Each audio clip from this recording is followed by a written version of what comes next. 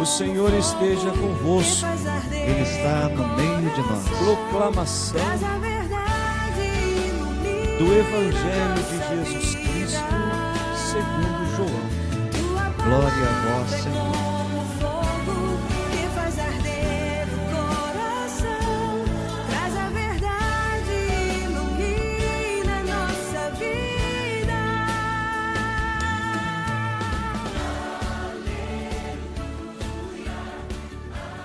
Naquele tempo, disse Jesus a seus discípulos: não se perturbe o vosso coração.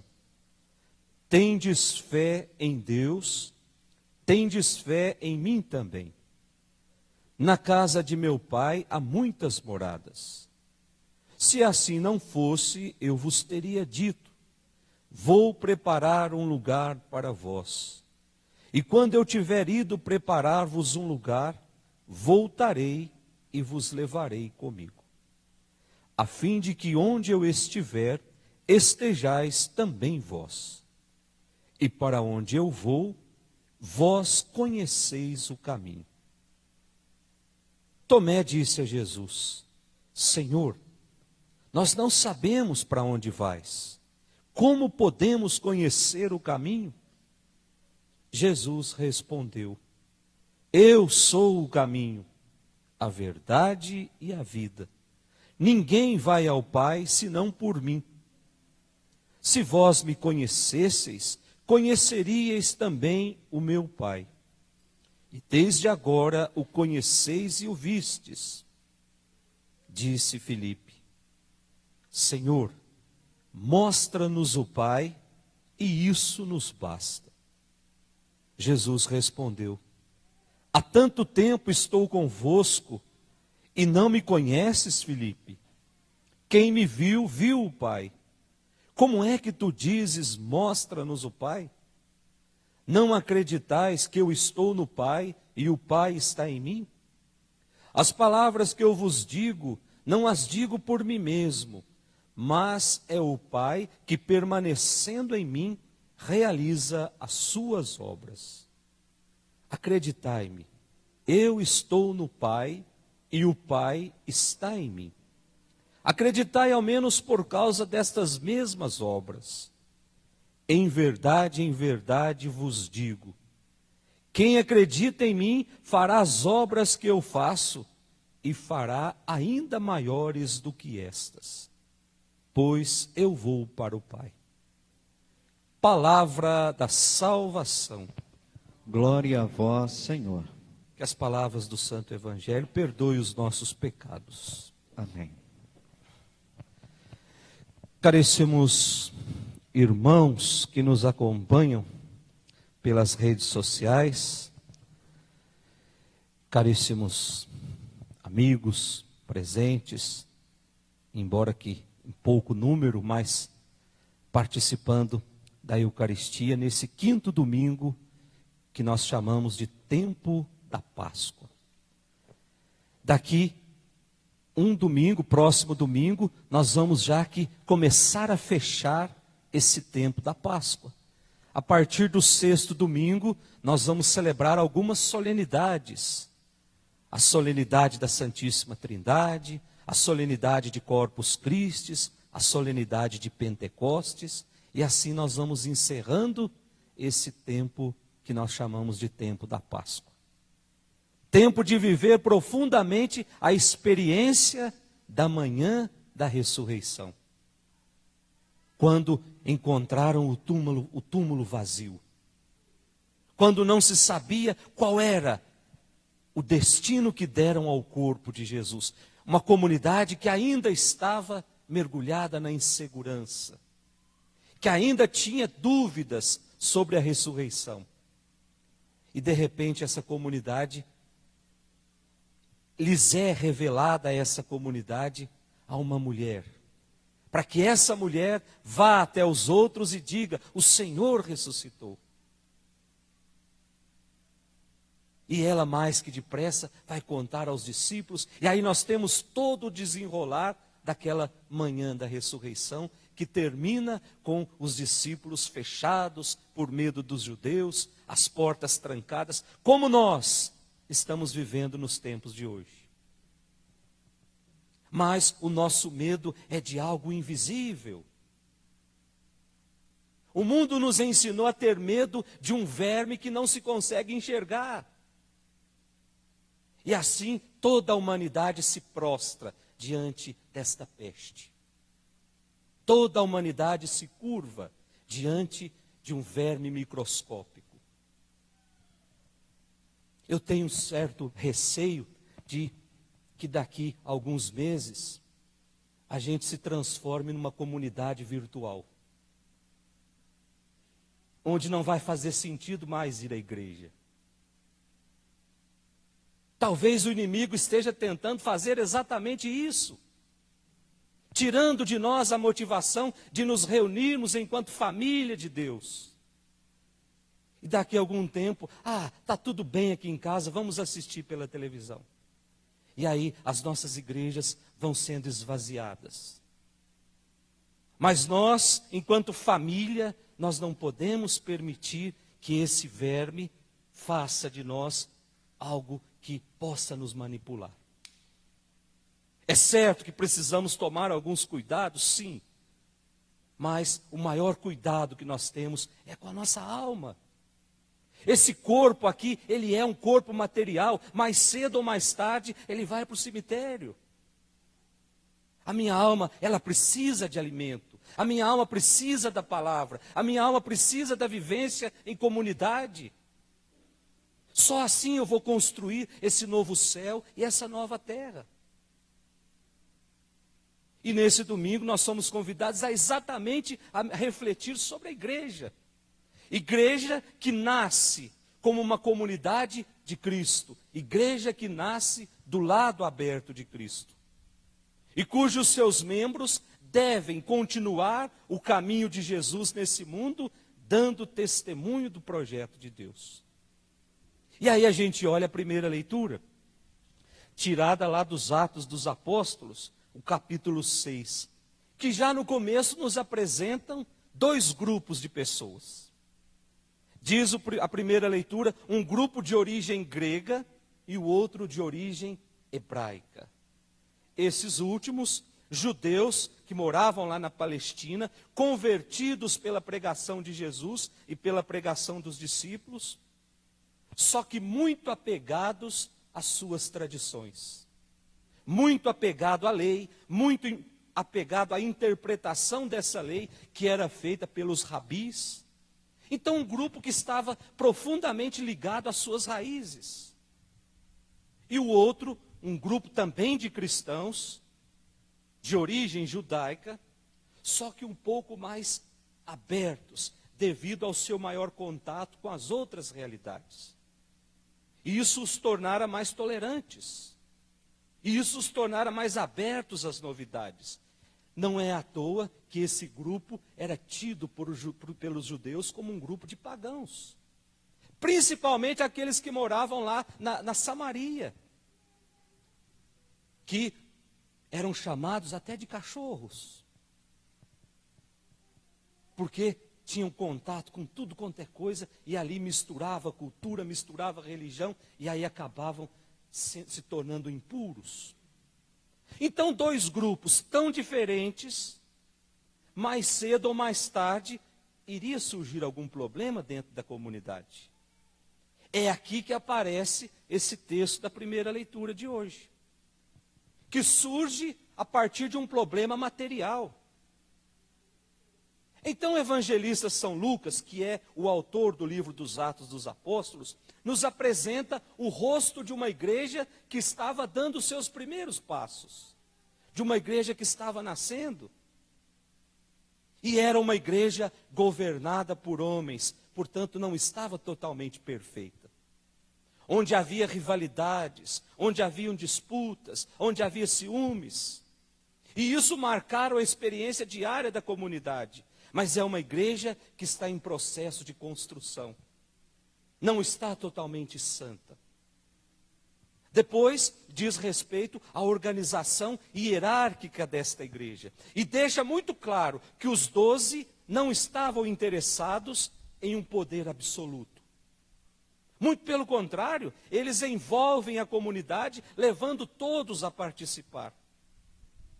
E por fim, a igreja em construção, ela é apresentada como uma comunidade que está a serviço. 7 homens cheios do Espírito, 7 homens de uma moral ilibada, são escolhidos para ajudar a governar esta igreja. E diz a primeira leitura, homens cheios do Espírito Santo. E diante disso, a primeira leitura termina, a palavra do Senhor se espalha. E o número de discípulos vai crescendo cada dia. Então fica muito claro nessa primeira leitura, que do compromisso com a comunidade, da ação do Espírito Santo, surge a comunidade de fé. Ou seja, eu só acredito movido pelo Espírito Santo. Eu só acredito quando eu estou envolvido numa comunidade. Até porque, meus irmãos, fica difícil, se não pelos olhos da fé, acreditar que um homem pendurado numa cruz, todo ensanguentado, possa nos trazer uma proposta de salvação. Com os olhos do mundo, eu não consigo enxergar ali nenhuma proposta de salvação. Mas com os olhos da fé, eu consigo enxergar ali o caminho para o céu. Com os olhos da fé, eu sou capaz de enxergar ali um homem que se consumiu inteiramente por mim. Mesmo que o mundo tente nos afastar dessa experiência, de olhar para o ressuscitado com os olhos da fé, de olhar para a Eucaristia com os olhos da fé, eu sempre vou alimentar dentro de mim essa certeza. Se Ele caminha comigo, porque Ele acredita em mim, então eu acredito nele. Depois da nossa segunda leitura, a carta de São Pedro, o capítulo 2, nós já estamos lendo essa carta, já tem umas 3 semanas. Então, só para a gente não perder a reflexão, essa carta foi escrita por um grupo de camponeses que viviam na zona rural, que estavam um pouco que tratando o cristianismo que estava nascendo com uma certa hostilidade. E era justo porque naquele tempo não tinha internet. Então as notícias chegavam na zona rural muito mais tarde do que chegavam nos grandes centros. Então se colocou na cabeça dos camponeses que essa comunidade de seguidor de Jesus Cristo seria uma seita perigosa. E aí todo mundo que se dizia seguidor de Jesus era tratado pelos camponeses com uma certa hostilidade. Então Pedro escreve não é São Pedro, né? Nós já vimos domingo passado que São Pedro morreu no ano 67, e essa carta foi escrita pelo ano 90 depois de Cristo. Certamente um judeu muito piedoso, que estava um pouco que inconformado com aquela situação de hostilidade ao cristianismo. Então ele escreve lá no começo, convidando a esperança. Depois, domingo passado, convidando a santidade, dizendo que nós temos uma dívida com Deus, nós precisamos ser santos porque Ele nos comprou com um preço muito alto. Não foi pago com ouro, não foi pago com prata, diz a primeira leitura de domingo passado, foi pago com sangue. O sangue precioso de Cristo. Então nós temos a obrigação de sermos santos. Não é mérito nenhum da nossa parte, mas sim uma obrigação. Porque o preço que eu fui pago foi muito alto. E hoje ele nos apresenta uma imagem determinante, uma imagem de uma pedra, fazendo referência a Cristo. E essa imagem da pedra, nós podemos lá fazer uma viagem lá no Antigo Testamento, lá no profeta Isaías, no capítulo 28, versículos 16, onde se refere a esse novo templo, que o próprio Deus no futuro vai construir. E esse novo templo será um sinal da intervenção de Deus em favor do seu povo. E aí o profeta diz que Deus vai colocar em Sião uma pedra que será provada, uma pedra angular, uma pedra de alicerce, que terá inscrito: quem nela se apoiará não será confundido. Olha que bonito, gente. Qual é o sinônimo de confundido? Confundido vem do latim confundire, confundere. Não será enganado, não será desanimado, não se equivocará. Ou seja, quando eu me aproximo de Cristo, essa pedra sobre a qual foi construída a sua igreja, eu não vou ser enganado nunca. Eu não vou comprar semente de feijão para curar o Covid. Eu não vou comprar tijolinho, eu não vou comprar lencinho dos sonhos. Eu não vou comprar nenhum amuleto, porque eu estou próximo de Cristo. E quem está próximo de Cristo não é enganado. Quem está sendo enganado é porque está longe de Cristo. Ainda não teve a ousadia de se aproximar de Cristo. E como é que eu me aproximo de Cristo? Pela sua palavra. Fazendo o seu caminho. No Evangelho nós vamos ver Jesus se identificando: eu sou o caminho. Não existe outro caminho. Ele usa lá um artigo definido, né? Eu sou o caminho, eu sou a verdade, eu sou a vida. Não existe outro caminho senão o caminho de Jesus. Não existe outra verdade senão a verdade de Jesus. E não existe outra vida. Aqui é muito importante, principalmente para os nossos irmãos espíritas. Não existe outra vida senão a vida de Cristo. Então, muito cuidado nesse tempo de recolhimento, com os sites que a gente vai pesquisar alguma coisa, que ali vem embutido que existe outras vidas, sites que não são de confiança, que vai colocando nas nossas cabeças, e esse tempo em que essa quaresma estendida que nós estamos vivendo, ela é capaz de transformar-nos em homens e mulheres cada vez mais distantes de Cristo. Porque tudo é uma enxurrada de informações que vai caindo dentro das nossas casas. E as portas estão totalmente abertas. Se não pelos meios de comunicação, pelos outdoors na rua, pelas conversas nas rodas de amizade, e ali nós vamos sendo contaminados. Esse é o pior vírus que nós vamos contrair. O vírus que vai matar a minha alma, a minha falta, que vai colocar no meu coração a incredulidade. E aí a gente olha rapidamente o evangelho de hoje, que nós estamos lá no ambiente da última ceia, em que Jesus começa a se despedir dos seus discípulos. Começa a falar que ele vai para o céu, ele vai para o Pai, mas que vai deixar o Espírito para conduzir a comunidade. Então os discípulos começam a ficar meio que desorientados. Aí nós temos esse texto de hoje, em que Jesus apresenta o caminho que a comunidade vai ter que percorrer. Ou seja, o mesmo caminho que Jesus percorreu. Com isso fica muito claro que o discípulo de Jesus tem que percorrer um caminho até chegar a ser pertencente da família de Deus. E esse caminho foi traçado por Jesus na obediência ao Pai. Esse caminho foi traçado por Jesus no amor aos homens, e é somente no final desse caminho que os discípulos poderão se olhar, se ver como homens novos.